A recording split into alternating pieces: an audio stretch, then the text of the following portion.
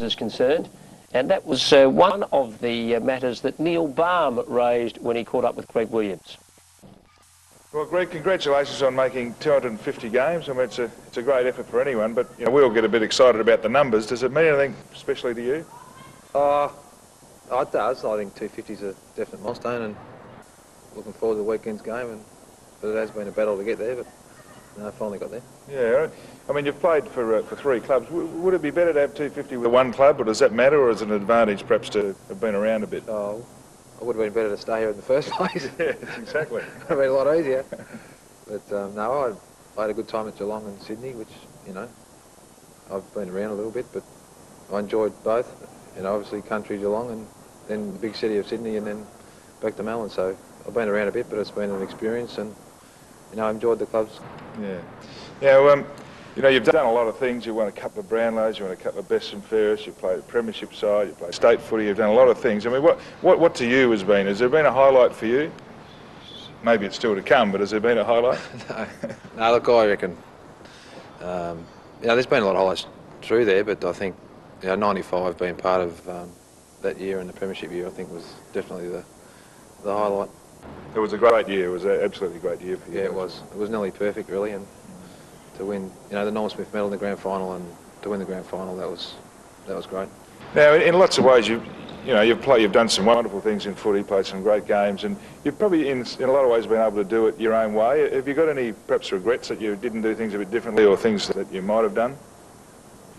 What, in the way I play, you mean? Oh, just overall. It's been a long journey for you. Is there anything that you would have done differently?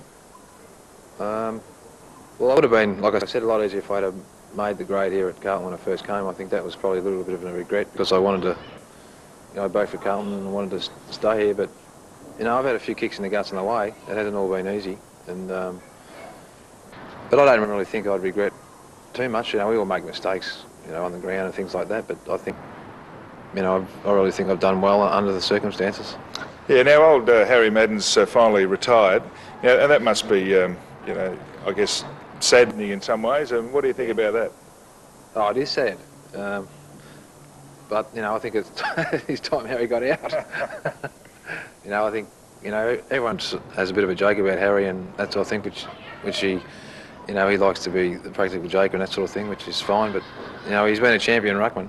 I've had the pleasure of playing with him for a fair few years, and I haven't played with a better ruckman.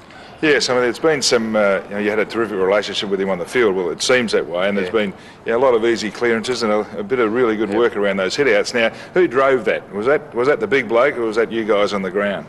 Oh, both really, but it's all right, as you know, saying to a ruckman hit it here, but not many of them can. And he did it better than anyone I played with. Yes, he was certainly very good at it, wasn't he? He was.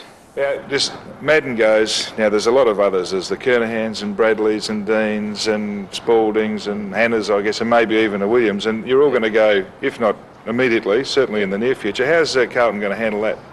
Well, I'm not real sure, but no, I'm finished at the end of this year. I've made up my mind, and I'm just hoping to finish off the year okay and try and go out quietly.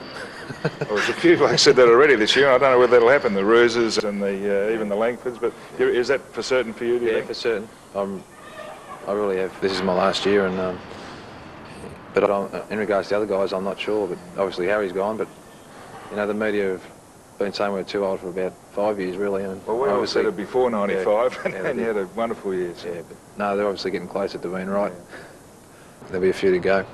Yes, well, when Parko's even said, I think he said this week in the press, that he feels that he has got a lot more out of you than he even expected this year. Now that must be good that he's saying that.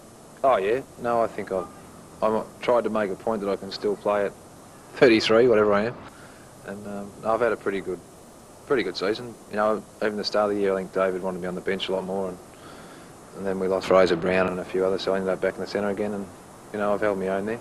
You said 33 or whatever you're supposed to be. Does that mean you've been gigging us for years, or you can't count? I forgot how old I was the other day. No, but I'm definitely 33, 34 at the end of the year. Yeah, well, that's right.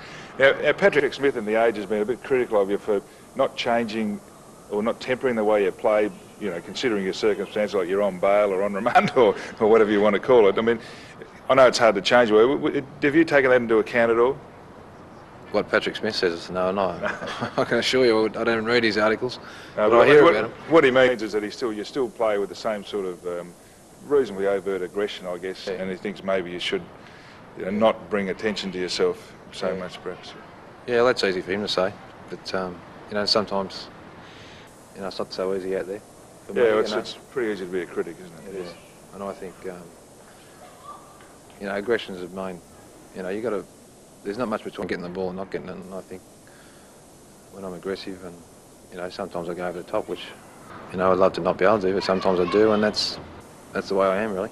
Yes, because I guess if you look at footballers, I mean, you've never had that super pace, so I suppose you have to make up for it in those other ways, don't you? Yeah, you do, and it's easy.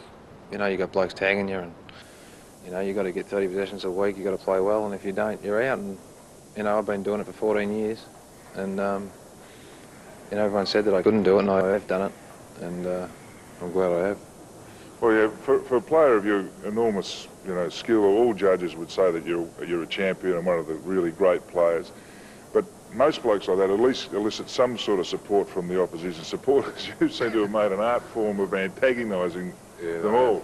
No, that is true. Especially the last 3 or 4 years. Well, I don't know what to say about that. I used to stir them up because I used to think it was all right if they booed me because, I was causing them problems. But oh, that's probably right. But but you can't do much about it. If they want to boo you, they do. But and I'm sure I'll get booed this week. Well, yeah, this week's a case in point. I mean, your games against both yours personally and Carlton's games against Essendon have been terrific games over the last few years, and an enormous amount of rivalry. Is there greater impetus from you this week because it's Essendon? Yeah, I'm glad it's not 250th against them. I really love playing Essendon. They're one of the great clubs, and they're always hard to beat. And I'm looking forward to playing them.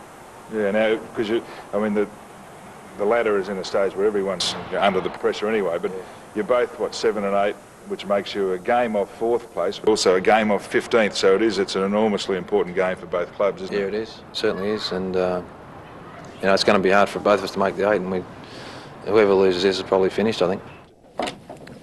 Greg Williams there with Neil Balme, and I think that's the first time we've heard Greg Williams actually say publicly that he is going to give it away at the end of this season. I think people have been speculating, but there we have the man himself. Well done, Balme. He just want to go out on top. Yep. Because the way he's played this year, I know it's a more limited role, and he did say he's going to start on the bench, but because of injuries, he's played a lot more games. But a more limited role this year than, say, other years, and perhaps next year, if he did play, an even more limited. But the quality of his football he's produced this year has been fantastic. So he's probably one of those people who wants to go out on top.